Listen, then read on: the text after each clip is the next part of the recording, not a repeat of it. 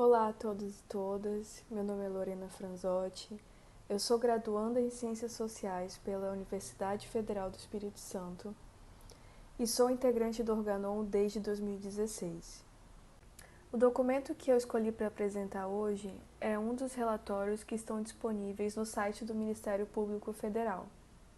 Nesse site tem uma aba chamada Caso Samarco e nessa aba existe uma subaba de relatórios e pareceres. Bom, o relatório que eu escolhi para publicizar se chama Relatório Metodológico de Valoração Econômica e Identificação de Danos Ambientais, produzido e organizado pelo Instituto LACTEC. Eu acredito que entender como e qual metodologia se aplica para uma valoração dos danos ambientais, com a magnitude que foi o desastre e crime da Samarco, é interessante para a gente se aproximar da visão oferecida pelas equipes técnicas em campo sobre quanto vale a natureza. Então, nesse vídeo eu vou destacar para vocês alguns pontos que eu acho interessante de serem analisados. Eu vou ler o relatório, tá? Eu já peço desculpa desde o começo do vídeo por isso. Eu não tenho ainda uma articulação de apresentar esse relatório sem ler as partes que para mim são mais importantes. Eu ainda não domino isso. Eu também vou tentar não fazer nenhuma crítica e nem pontuar algumas partes que eu acho que deveriam ser levadas em consideração e em reflexão. Desculpa, estava passando um carro por aqui de propaganda eleitoral. Mas eu vou só destacar alguns pontos que eu acho interessante desse relatório durante a leitura, né? Porque senão fica um vídeo muito extenso e eu acho que a gente pode não só debater em outro momento pontos que são pontos muito importantes a serem levados em consideração, como também eu acho que esse vídeo é um incentivo para a gente ficar de olho sobre os relatórios que estão publicizados no site do Ministério Público, né? Eu acho que a gente precisa começar a dar uma lida, o que as equipes técnicas estão pensando sobre esses danos ambientais nos, nos, nos territórios atingidos, assim. A importância desse relatório são os danos ambientais identificados após o rompimento da barragem de Fundão, e esses dados serão utilizados como base da valoração econômica do desastre nos territórios atingidos. Bom, no primeiro ponto desse relatório, eles vão fazer uma abordagem, uma discussão sobre, dentro da economia clássica, quanto vale a natureza, qual o valor da natureza dentro de um impacto ambiental. Em seguida, eles vão falar sobre algumas metodologias que são utilizadas nesse tipo de valoração de dano em cima de desastres e metodologias clássicas que poderiam ser aplicadas no caso do Rio Doce. No terceiro ponto, eles vão fazer uma recomendação metodológica de qual seria a melhor metodologia aplicada para a valoração dos impactos ambientais no Rio Doce. E, por último, eles vão fazer uma identificação preliminar dos danos ambientais. Só que esses danos ambientais eles estão situados nos meios físicos e bióticos. No segundo tópico do relatório, a equipe técnica vai ilustrar as metodologias para valoração econômica de danos ambientais mais utilizadas e recomendadas na literatura da economia clássica. Mas primeiro eles demonstram uma definição do que entendem enquanto dano ambiental, sendo impactos negativos que geram efeitos sobre o sistema econômico, tais como níveis de renda, lucro, custos e preços. O apontamento que faço em relação a essa definição de danos ambientais é que ela está exclusivamente atrelada a uma definição econômica. Eu acredito que para os atingidos e atingidas, os danos ambientais vão muito além dos impactos negativos sobre o sistema econômico. A segunda definição que a equipe técnica do relatório traz é a de valoração econômica, onde o conceito de capital natural é introduzido no relatório para sustentar a ideia de recursos ambientais enquanto um estoque.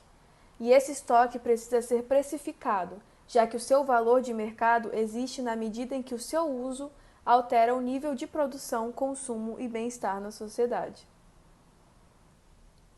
Enfim, vem a explicação do que é a valoração de danos ambientais. Na ocorrência de danos ambientais, ações podem ser realizadas para compensar o público pela perda desses recursos durante o tempo em que os recursos estão prejudicados, seja na forma de recuperação ou de compensação. Em ambos os casos, há que se valorar os danos ambientais. Esse documento se dedicará a apresentar e discutir as principais metodologias consagradas na literatura para valorar os danos ambientais, sejam elas: análise de equivalência de valor, análise de equivalência de habitat, análise de equivalência de recurso. Todas essas três abordagens são utilizadas para determinar o tipo e a quantidade de correção necessária para compensar os danos presentes e futuros. Isso é, o objetivo de cada um desses métodos consiste em determinar a quantidade apropriada de reparação complementar ou de recuperação necessárias para compensar totalmente a sociedade por conta de um dano ambiental. A análise de equivalência de valor se baseia na teoria microeconômica que mede variações de bem-estar social resultantes da alteração do fluxo de serviços e recursos ambientais, que afetam os produtores e consumidores em termos de renda e consumo. Para tal, utilizar preços observados ou a disposição a pagar no caso de danos que não são precificados no mercado, sua aplicação nem sempre é trivial. Quando se adota modelos estatísticos com grande exigência de dados ecológicos e econômicos, as abordagens de equivalência de habitat e de recurso foram desenvolvidas mais recentemente, para evitar a complexidade de análise de equivalência de valor. Nessas, a compensação é medida pelo custo dos projetos de remediação necessários para recuperar o fluxo de serviços ou recursos ambientais impactados ao longo do tempo. O valor dos serviços ou recursos ambientais é derivado de todo o seu atributo, e esses atributos podem estar ou não associados a um uso econômico. Nos valores de uso, há sempre uma atividade econômica associada. Nos de não uso, são atributos de consumo associados à sua própria existência ou recurso ambiental, ou seja, um valor de não uso que é independentemente do uso do fluxo atual e futuro de serviços ambientais. Assim, é comum na literatura agregar o valor econômico e de serviço ou recurso ambiental em valor de uso e valor de não uso. Os valores de uso podem ser desagregados em valor de uso direto, utilização direta de um serviço ou recurso ambiental nas atuais atividades de produção ou consumo. Valor de uso indireto, utilização indireta de um serviço ou recurso ambiental nas atuais atividades de produção ou consumo. Valor de opção, usos diretos e indiretos ainda não conhecidos ou consumidos que poderão potencialmente se realizar em um futuro próximo, em atividades de produção ou consumo. O valor de não uso representa o valor de existência ou está dissociado do uso, embora represente consumo ambiental, e deriva-se de uma posição moral, cultural, ética ou altruísta em relação aos direitos de existência de espécies não humanas ou preservação de outras riquezas naturais, mesmo que essas não representem o uso atual ou futuro para o indivíduo. Assim, o valor econômico total seria a soma dessas parcelas de valor de uso indireto, mais valor de uso indireto, mais valor de opção, mais valor de não uso. O primeiro passo na determinação do valor econômico total do bem ou serviço ambiental será a identificação dos serviços e recursos ambientais impactados e como os respectivos danos ambientais geram perdas em cada parcela do valor econômico. A análise de equivalência de valor ou análise de equivalência de recurso são baseadas na conceituação do meio ambiente como um ativo que proporciona um fluxo de serviços e a remediação do dano se concentra na escala de ações compensatórias necessárias para gerar serviços ou recursos equivalentes. Sua aplicação metodológica considera que habitat ou recursos recuperados demoram para atingir sua plenitude de serviços, o que gera uma perda interina nesse período. Assim, a compensação teria que ser maior relativamente ao dano efetivo, para compensar essa perda interina. Isso é, para gerar equivalência de serviços ou recursos. Análise de equivalência de habitat ou recursos são conceituais e metodologicamente iguais, mas com unidades de qualificação diferentes. Na análise de equivalência de habitat, o dano é focado em serviços de habitat e a correção pode ser feita com a restauração natural do local impactado ou em um habitat equivalente. Logo, danos impactos sobre a prestação de serviços ecológicos do habitat. Na análise de equivalência de habitat, calcula-se assim os custos das ações necessárias para reverter esses danos. Já a análise de equivalência de recurso se aplica ao caso onde o dano é mais apropriadamente medido em número de indivíduos perdidos, tais como aves ou peixes, em uma unidade de habitat. Assim, a análise de equivalência de recurso indica o custo das ações para fornecer o número equivalente de indivíduos que iria compensar o conjunto completo de serviços de uso ecológico e humano, perdido no impacto daquele recurso. Para a valoração dos danos ambientais resultantes do desastre de Mariana, recomendamos a aplicação da análise de equivalência de habitat ou recurso.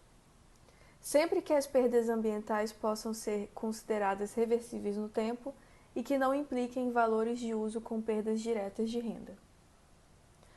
Quando tal revisão não for possível ou há perdas diretas de renda, a aplicação das técnicas de análise de equivalência de valor se fará necessária.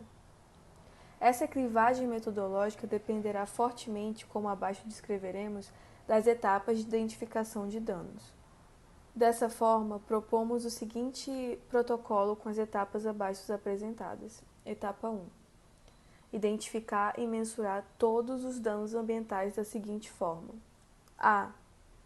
Definir e estimar linha de base usando métricas físico-químicas ou biológicas. Esse passo inicial está sendo realizado com a elaboração do relatório de linha de base, contendo os dados disponíveis sobre cada tema analisado, em período prévio ao desastre, ou seja, com informações das áreas de estudo até o dia 5 de novembro de 2015. B. Dimensionar os danos com desvio dessa linha de base resultante do desastre. A proposta é identificar e caracterizar os danos ambientais advindos do desastre, assim como propor indicadores para mensurá-los. A identificação dos danos será na análise dos dados pós-desastre e a caracterização dos mesmos abordará os atributos causa, abrangência, gravidade e tendência de evolução, culminando em uma matriz de danos ambientais. Já os indicadores serão definidos como a forma de mensurar o dano, no intuito de mensurar a alteração provocada pelo desastre em relação à linha de base. Etapa 3. Valoração das perdas reversíveis. Aplicar a análise de equivalência de habitat ao recurso, que mede as atividades de recuperação, considerando as ações compensatórias necessárias para gerar serviços ou recursos equivalentes.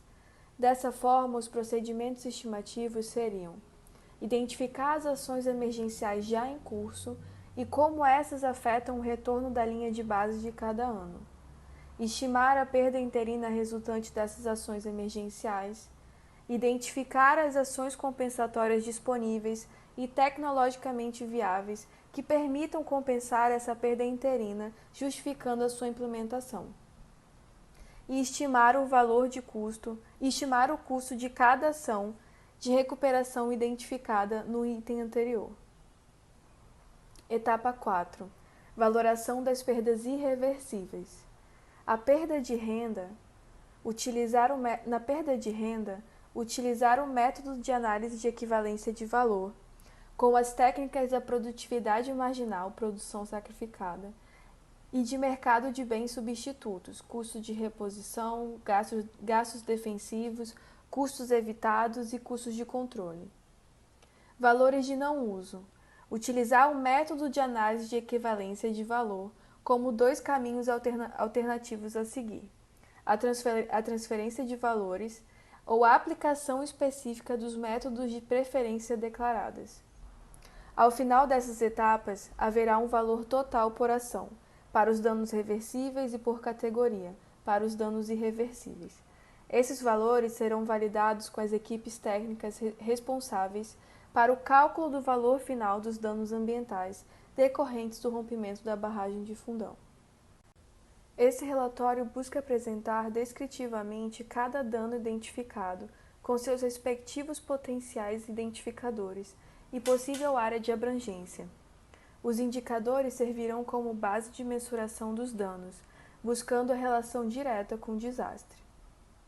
Salienta-se o processo dinâmico de levantamento de dados, o qual depende da extensiva e intensiva coleta e análise de informações multidisciplinares.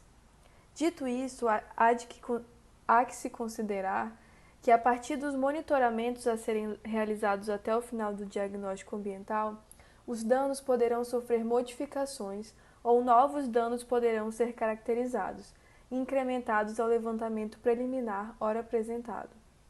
O mesmo se aplica à área de abrangência dos danos ambientais, que deverá ser um dos resultados do diagnóstico socioambiental.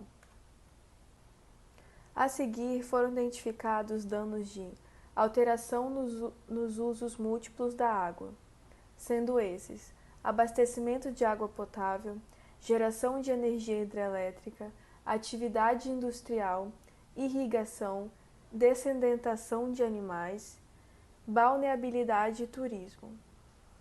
Ao longo do relatório foram levantados dados de identificação de outros 58 danos em meios físicos e bióticos. Todos os danos anteriormente descritos são agora apresentados na forma de uma matriz para sintetizar os resultados. Nessa matriz, além dos danos, indicadores e abrangências, também consta a classificação de cada dano segundo sua origem e causa, conforme apresentado em um dos capítulos.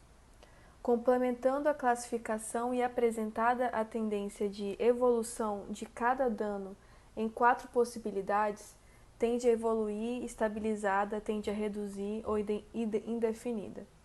Essa tendência de evolução é considerada nesse relatório como uma hipótese baseada nas informações analisadas sobre o desastre e no conhecimento da equipe técnica envolvida no projeto. Assim, como os próprios danos, indicadores e abrangências, deverá ser realizada ao longo do trabalho do diagnóstico a fim de consolidar a análise dos efeitos do desastre sobre o ambiente afetado.